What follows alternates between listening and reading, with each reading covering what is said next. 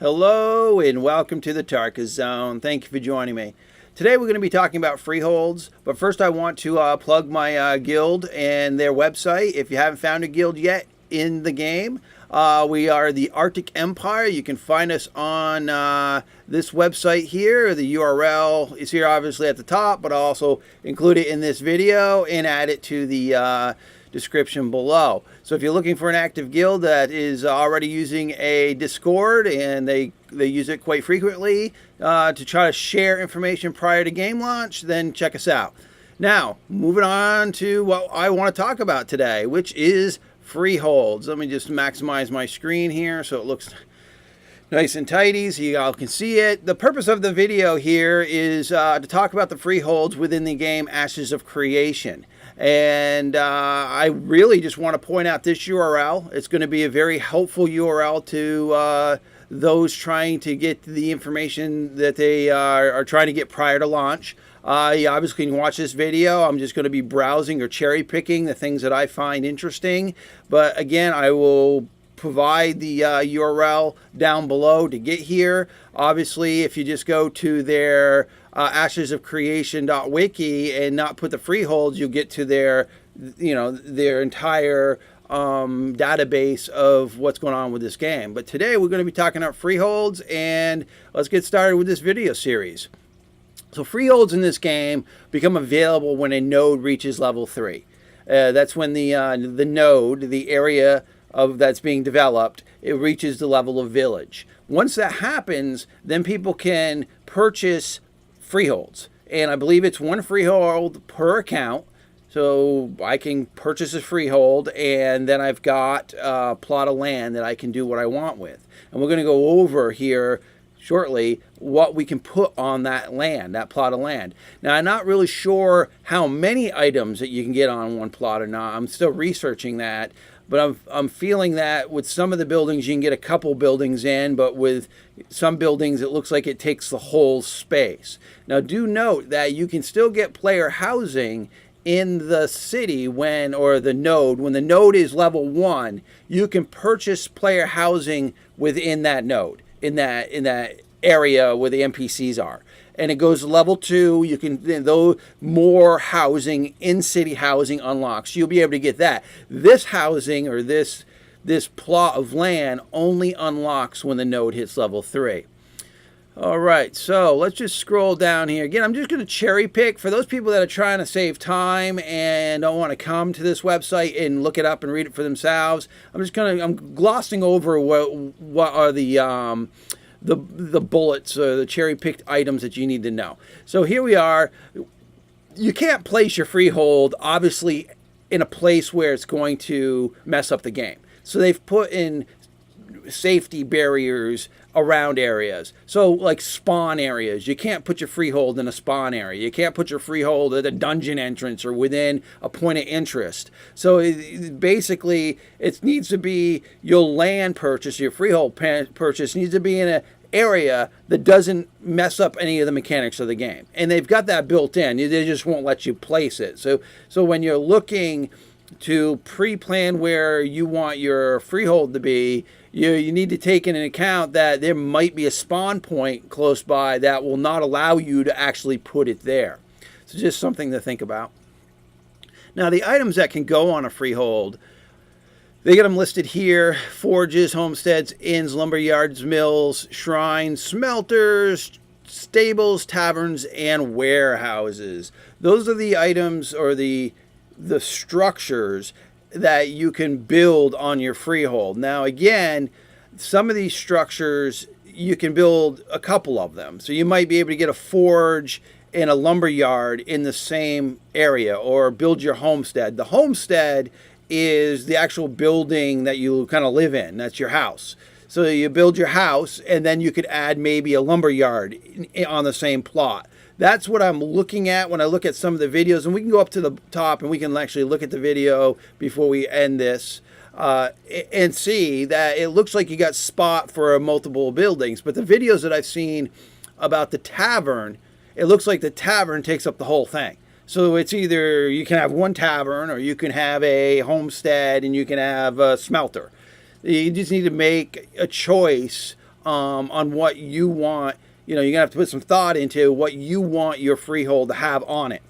Now, the other things is you have to have building materials to build it. I believe most of the buildings require a blueprint of some sort. So it's not like you can just walk up and build a lumber yard. You'll need to find a blueprint to get that and then get the items necessary to build it.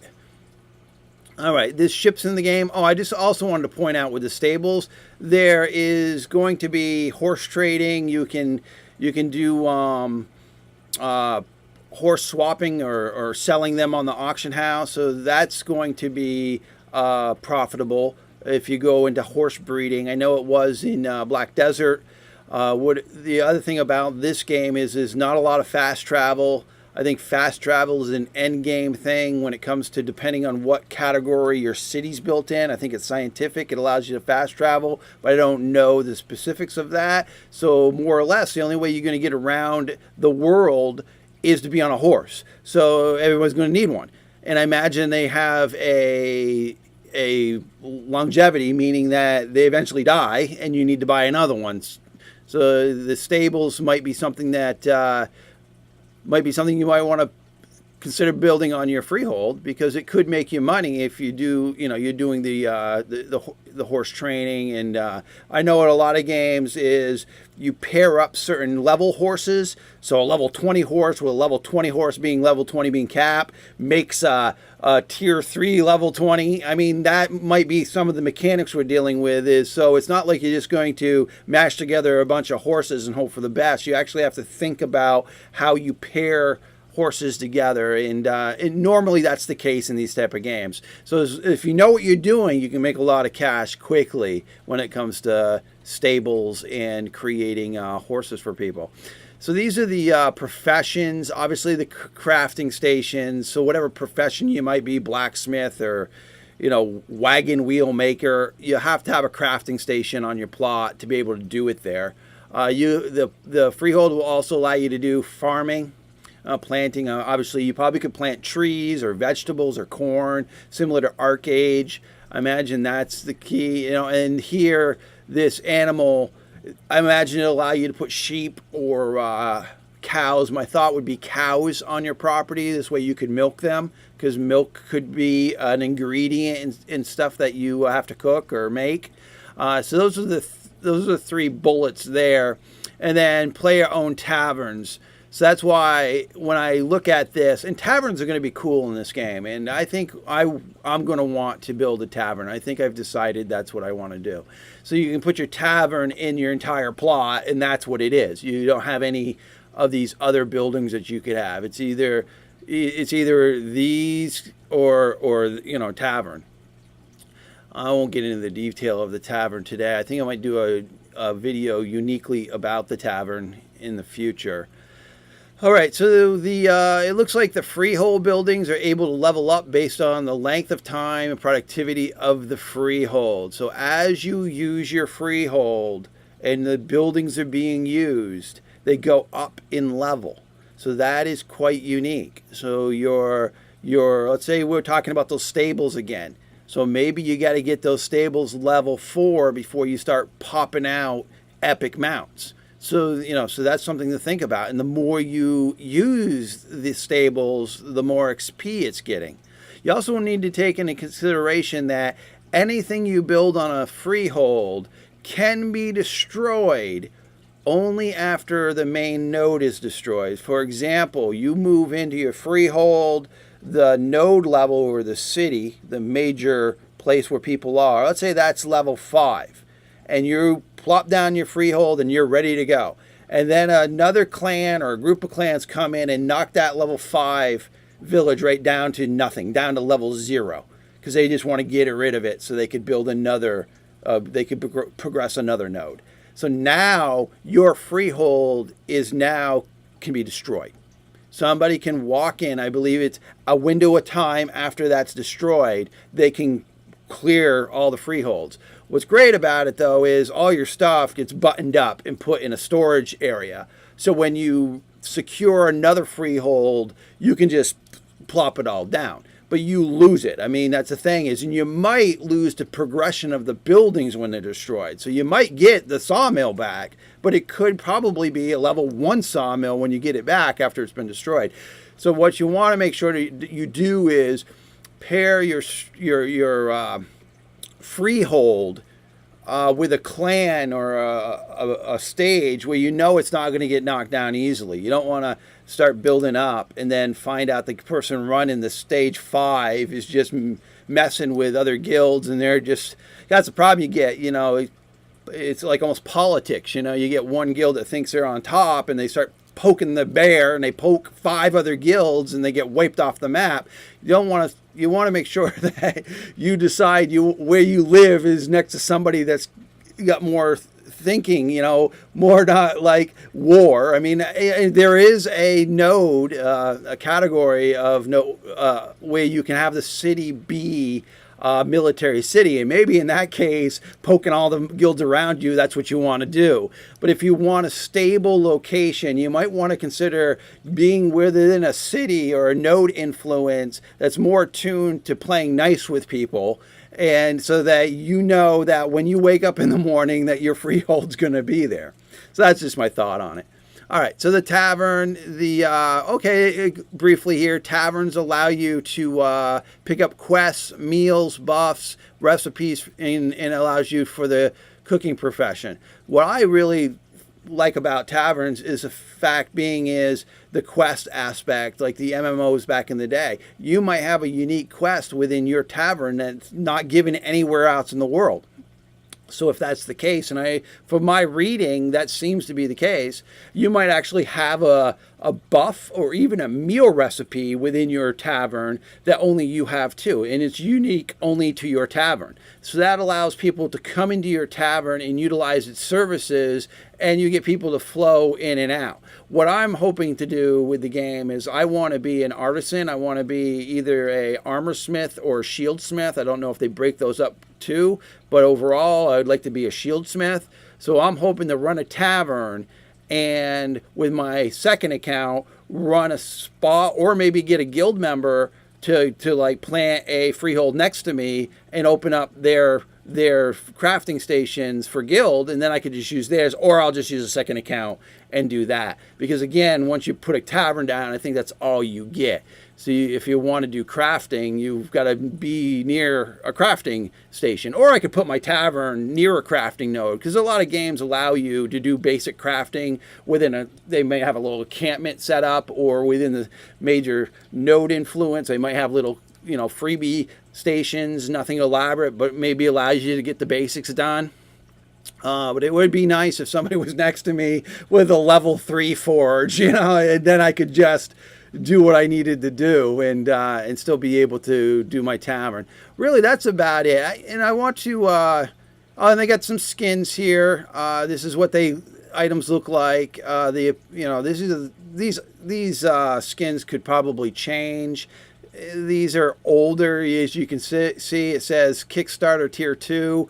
That's quite a while ago. And the game still has quite a few months yet to come out. So they've got some more development time. So some of these might get crisper or change. And those are the benefits, the freehold benefits. You get citizenship of the that allows you to, it says right here, citizenship of the node. It also opens up different mechanics to the game, allows you, if let's say the leader of that city or that node or zone of influence is up for re-election, and allow you to vote in the election of who takes over the running of that node's influence.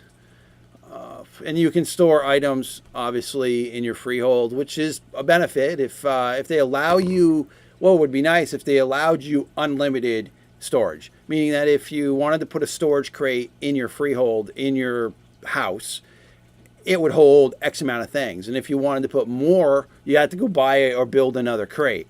But you should be allowed to put as many crates in your freehold as possible. And that would be nice if they let you do that. And there are other games that kind of cap it, saying, you can have 3 crates, so you gotta almost forced to have a friend hold a bunch of stuff for you, or have a guild mate, or create another account to hold your stuff.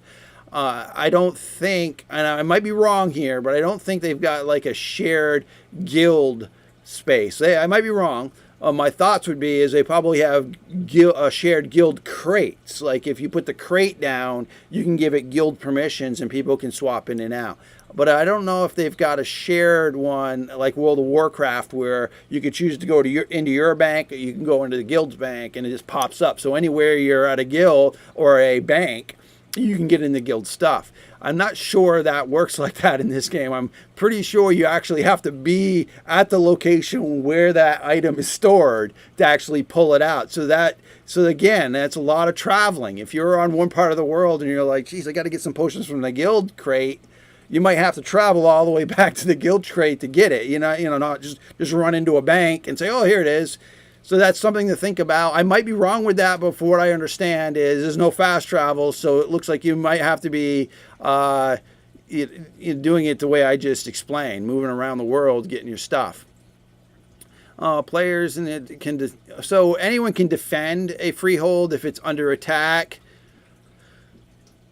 Okay, you can also get guards and build. It says structures and guards. So there might be turret structures that you can build on your freehold to help protect it. But again, it's only during the period of time in which, I mean, it's not like someone's going to walk up to your house and start beating on it. All the protections go off when some condition in the game gets triggered. So when that condition in the game gets triggered, all the freeholds in the zone of influence, are now vulnerable to attack, and at that point you can just get your guild together and defend them if that's what you want to do. And if you hold them, when the new when the zone of influence go back to stage 1 and there's a new person in charge, those all get locked in and become peaceful again. So once the node gets stabilized after it's been destroyed, and somebody else gets into whatever mechanic that is, every freehold becomes available again. But the thing about it is what I understand is the person in charge of that zone of influence can choose if you should be there or not. So I think they can either evict you or they can pull the safety net from you and have you removed that way, meaning that they don't want you there and they want to destroy your freehold. I believe that's a mechanic in the game. Because I believe I read somewhere for you to put a freehold down, you do have to have some sort of permissions to do that. So when you roll up to a zone of influence and you're like, yeah, I want to be here, there's a permission that needs to be granted to you before you can actually plop your freehold down or even purchase it. So that's a mechanic in the game too. And I'm not really sure how that works.Okay, so the players buy deeds for housing for the nodes itself. Players can also buy and sell properties to other players. That's a lot like arcades, just similar. In-node housing will be a premium. Okay, so that in-node housing there, that is the housing that's within the city, village, whatever you want to call it. That's the housing that becomes available at tier 1, and you can get housing for you can get into housing at tier 1. There's going to be like maybe 5 or 6 of them available. That's it. And then what happens is when that city goes to tier 2, I believe that kind of doubles. So 16 becomes available in addition to those original 5 or 6. And then what happens is those initial ones level up to level 2.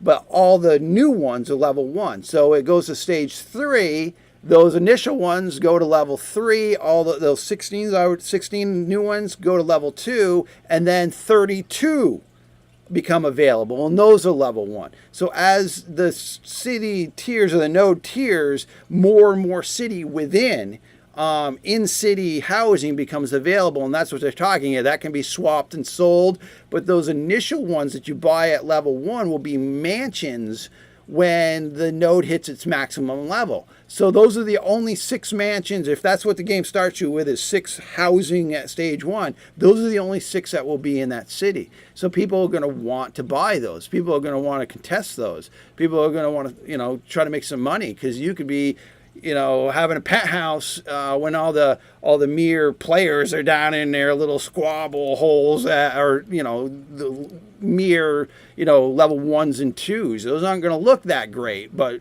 living in a tier, you got a tier 6 node and your house is level 6, you're going to have a very comfortable place to be living, and you probably could sell it very nicely on the market. Okay, moving on from that, more apartments have to be purchased in the node. Okay, all right, so that really goes over quickly the freeholds. And if I haven't answered all your questions or given you a clear understanding of how this works, let's just play this video real quick here. I'm going to just turn down the sound a little bit. So the freeholds in this video, again, it kind of opens it up to multiple, like this plot has multiple items on it. It looks like it's got the house. It looks like it had some lanterns. It looks like it had some sort of well. Maybe that was a shrine. Turn this down just a little bit more. Right, this guy's rolling up, so you can see it has multiple buildings. So it looks like that's a mill, looks like that's a smelter, and then you got the house. Yeah, that looks like a smelter right there. That's your house, and then it looks like there's some planters here, so you can get quite a bit. Oh, and there's another building back there. I don't know if that's storage or not. But you can get quite a bit of structures on these freeholds. This guy's running up. It looks like there's another encampment there. So you can see the freeholds are not like stacked on top of each other. They kind of spread out. This person has, it looks like a shrine. That's what that looks like. And that looks like just their simple house. You see all the rose bushes that this person put in?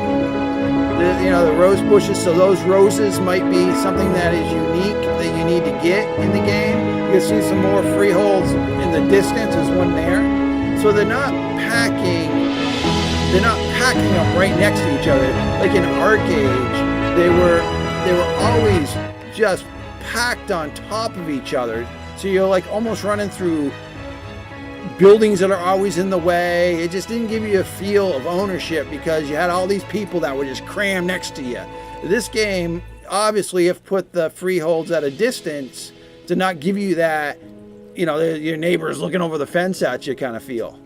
So these are great. This is a great example of what the freeholds are going to look like. They've got some farming going on there. There's farming going on there. We've seen this one a couple times, but that looks, I don't think that's a tavern. I think that's a house. I think that there is just a player house. Same thing with this one here. That's just, it looks like maybe this, no, it's a different one. That's a player house. All right. So I don't want to make this video too long. I just wanted to give you an understanding of what we're talking about here. Well, I just want to plug my guild one more time before I stop the video here. I just want to plug us. Again, Arctic Empire on our website. I will be providing this URL for you. And I was just trying to think about, we do have good, videos that, under the video section, we do have some good videos for you to watch that have been cherry-picked. If you come to the website, you can at least get to those. Those videos kind of explain the basics of the game. Well, I want to thank you for joining me. Again, this is going to be just a how-to or knowledge series, prior to game launch, and hopefully they're helpful to you. I kind of enjoy making them, and hopefully I see you in the next one. All right, thank you.